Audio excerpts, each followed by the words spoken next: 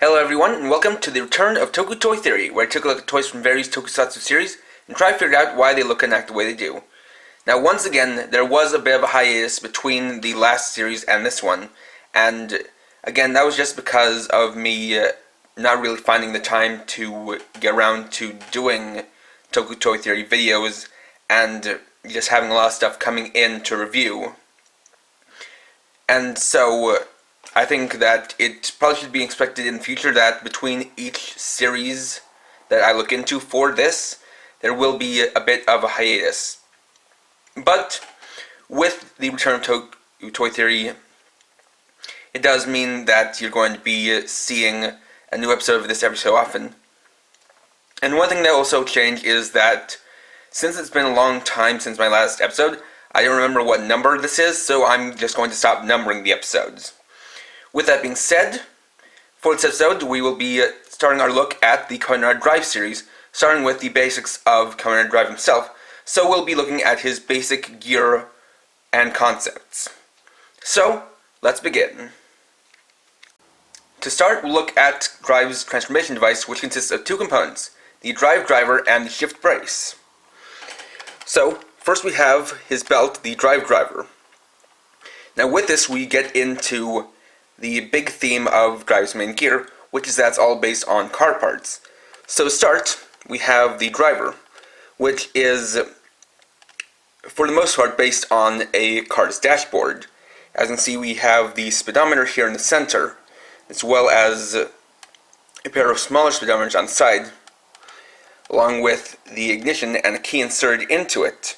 As you can see here, has a molded-on drive symbol, similar to how car keys would have the car maker's logo molded on. You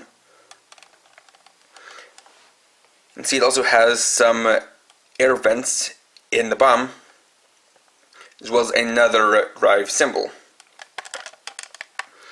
The other big detail about the belt is the actual belt part itself, as this actually has a bit more thought put into it than most rider belts.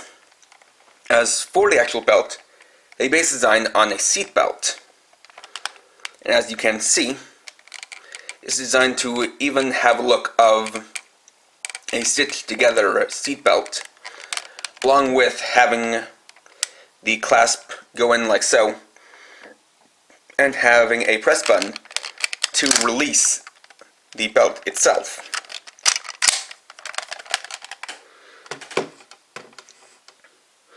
When switched on, unlike most typical rider belts these days, which will announce the belt's name, instead, this has a different theme where for Drive's gear, they announce the main function, or the main action of that item.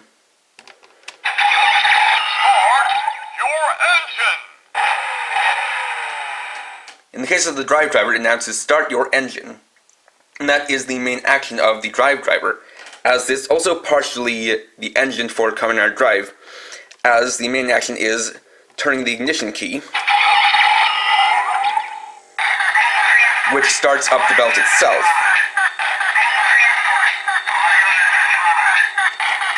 It can also be used to switch the belt off. And one thing about it is that something that is a little bit clever in terms of how it works and its relation to an engine is that when in operation the belt vibrates similar to the rumbling of an engine. The second component is the Shift Brace. This is a bracelet that's worn on Drive's left wrist that he uses to activate his different functions. And as you can see, this is partially based on a gear shifter, or at least it is part of a gear shifter. As you can see, it does have a missing spot where the lever would be, or an empty space where the lever would normally go. And then you have a button here on the side, as well as these three letters here on the side where the markers for the different gears would be. Though in this case it's labeled H, T, and D, which is not what you would typically see on a gear shifter. But even though it's never stated what these letters stand for, it's likely that from bottom to top they stand for Drive, which is the transformation function, Tire Koukan, which is a type of form change that Drive has, and Hisatsu, which is his finisher attacks. Now, as said, this is missing the lever, which is where we go on to the next component of Drive's gear. And that would be Kamen Rider Drive's key item, shift cars. So these are miniature cards that come in two types. The first being solid colored ones, which are used for transformation and form changes.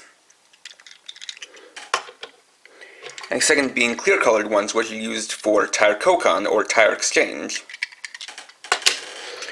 Now for these, the key thing that they are able to do is that they are split in two parts, with the back part being able to rotate up so that a symbol is facing upwards. From there, they're able to be inserted into the shift brace to complete the gear shifter, with the shift car acting as the actual lever itself, which is able to go up and down. Now, one thing to note is that it clicks different places, and this is actually perhaps meant as a way to make it similar to an actual gear shifter, which does shift to different positions for the different gears of a car. And this also fits, as these are used for the different modes of drive, just as a gear shifter is used to switch between the different modes of a car.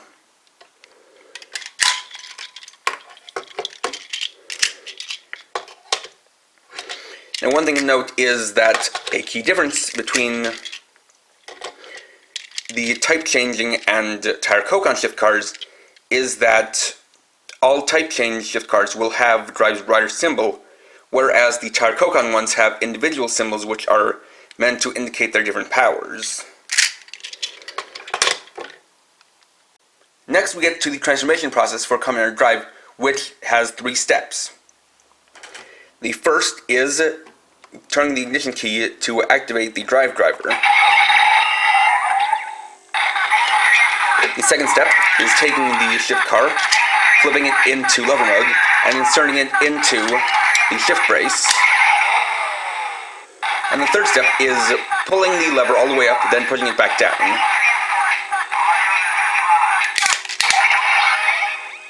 Drive! Type! Speed!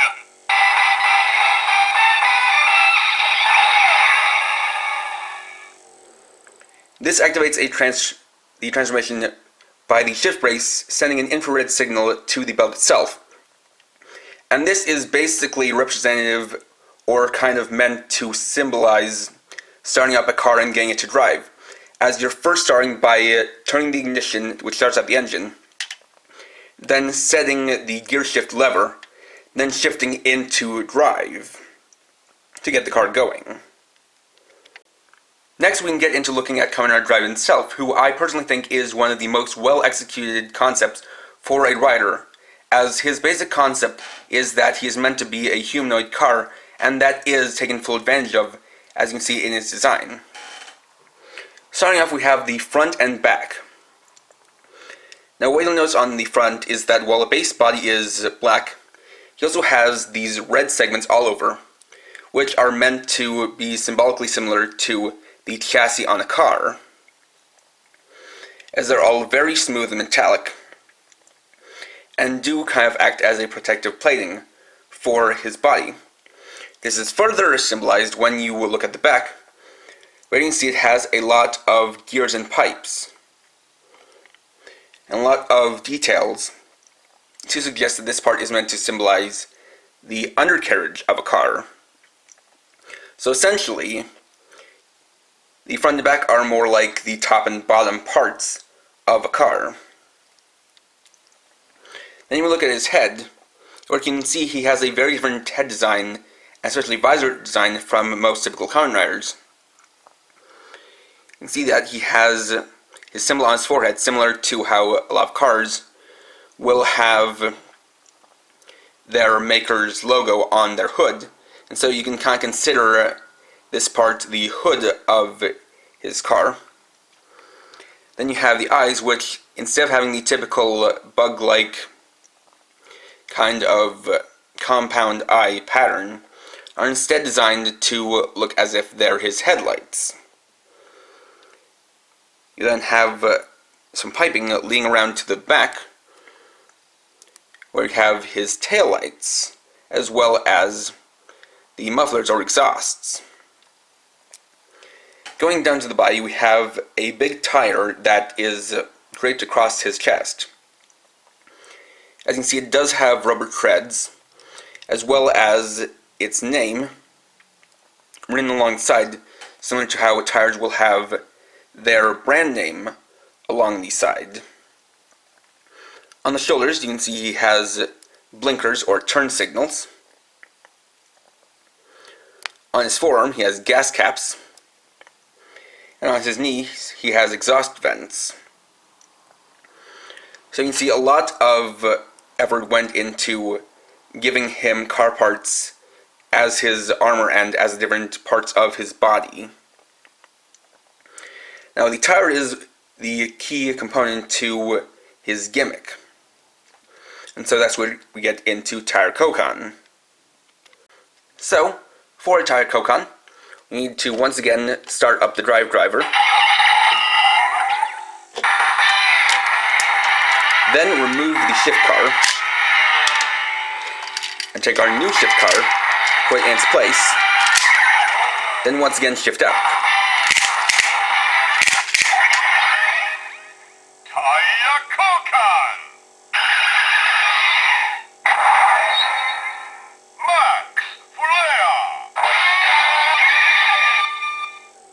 And there we have a tire Koukan. Now, while in this mode, the lever can be activated once again for his shift up, which activates the tire's power.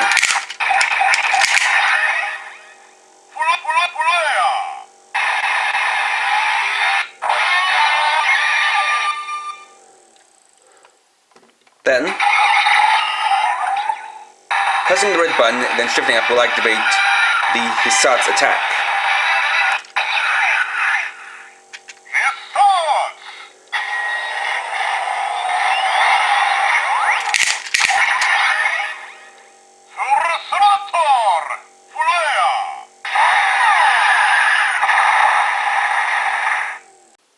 And so, for the tire Koukan, which means tire exchange in Japanese, obviously what happens is that the tire that's equipped to drive is changed. Now for these usually have a lot more different or unique designs, and don't look like your typical tires, but this is what gives drive different powers depending on which tire he has equipped. And this does have some precedence in real life cars, as there are various types of tires that exist for different conditions, such as different seasons, different road conditions, or different travel intentions. And that usually does have to do with the actual grips of the tire all around, and that's usually the part that stands out about these different tires. As you can see, for this one, it has these different protrusions, which give a quite different appearance than how he normally looks.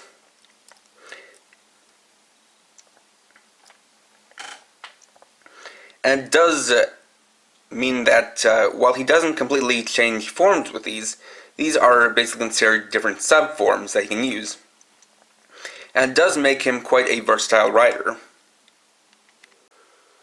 Next we have the first of Drive's two main weapons, that being the handle ken, with handle being the Japanese term for steering wheel and ken meaning sword. And so it's exactly what you would think it is. It is a sword based on a steering wheel, and that does play into how it behaves. So with this, you can obviously see the steering wheel mounted to the front, but behind it you can see the front of the car, as well as the turn signals. We have the light here, as well as a port for shift cars, as Drive is another one of those riders who has a kind of plug-and-play system, where the gimmick item, or the key item, is taken from its main unit and then inserted into the different weapons and gear to activate them. And so, initiating it will indicate us on its main action.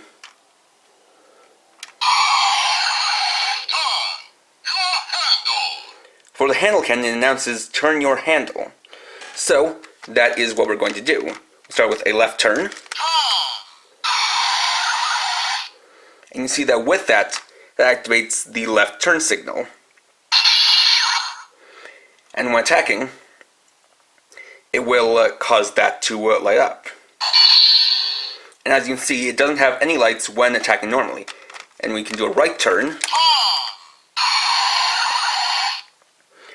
And attack again, which will activate the right turn signal. You also have the horn in the center, which will actually activate the horn sound. But there are other features that you can do in a combination of the steering wheel and the horn. The first one is that turning the steering wheel 3 times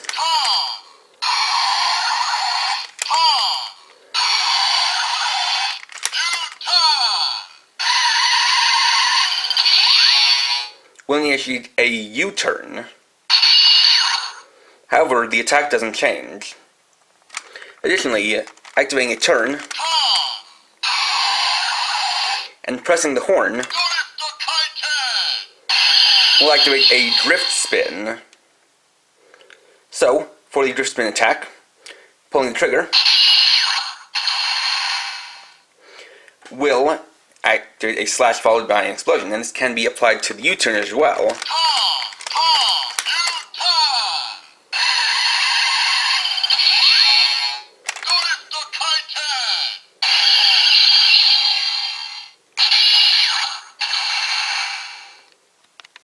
For the second part of Drive's arsenal, we have the dorju, with ju being the Japanese word for gun, and as such it is a gun based on a car door.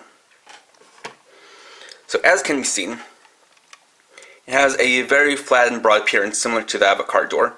You can see the door handle up here, which can be lifted, and once again we have the symbol here, similar to a car logo. We have a window that's protruding from the top of the door, and is actually thin, so that is similar to an actual window. We also have a rear view mirror and a front light here, as well as a tail light back here. And so, once again, with this, if we activate it, it will tell us the basic action. Open your door. In this case, open your door. And so that's what can be done. You can see the inside, as well as another slot for a shift car, and detail on the back, where you can see that this is kind of like the inside of the car, to where, it's got all this mechanical detail on the inside, while it has a very smooth and clean look on the outside. Then when we close the door,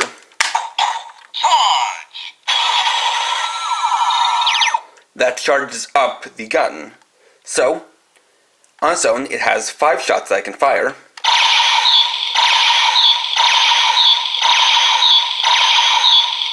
Before running out of ammo. And so to recharge, that's what you need to open and close the door for.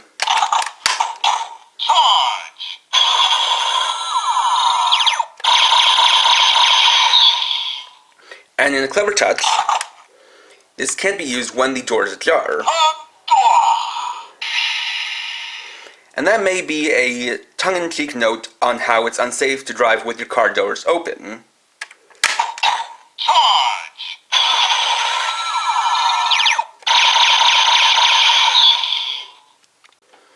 The final function that the handle cannon and dorju share is that both of them can be used in conjunction with shift cars to send a signal to the drive driver to activate their individual special attacks. So for that, we need to start by activating the drive driver, then taking the shift car in lever mode and inserting it into the slot for the weapon.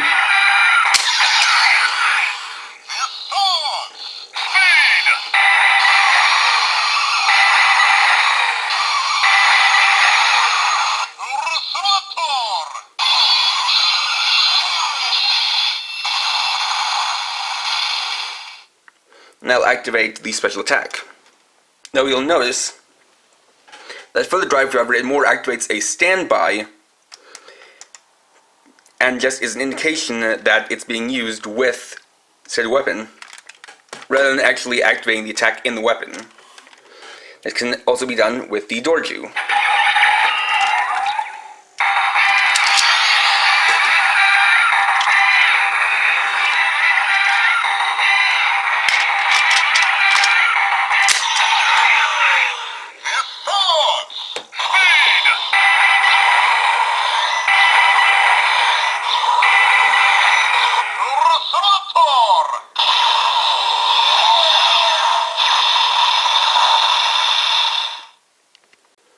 And there we go.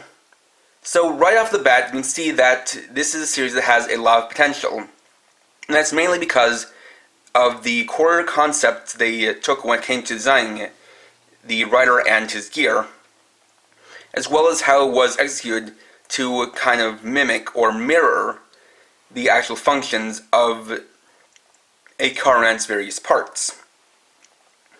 From using a kind of dashboard and gear shifter to start up the rider like starting up a car, to changing tires for different purposes, to the way it uses different parts of the car as weapons, and especially to how the rider designed to be somewhat of a humanoid car, with even the purpose of the tire being one of the core components. So overall, I very much look forward to looking more into the different forms and riders of this series. However, next time I'll be doing a review of the Hyper Muteki Gashat. Thanks for watching. If you enjoyed this video, please leave a like. Let me know your thoughts down in the comments. And if you would like to see more, please subscribe. And for now, this is KRX50, riding off.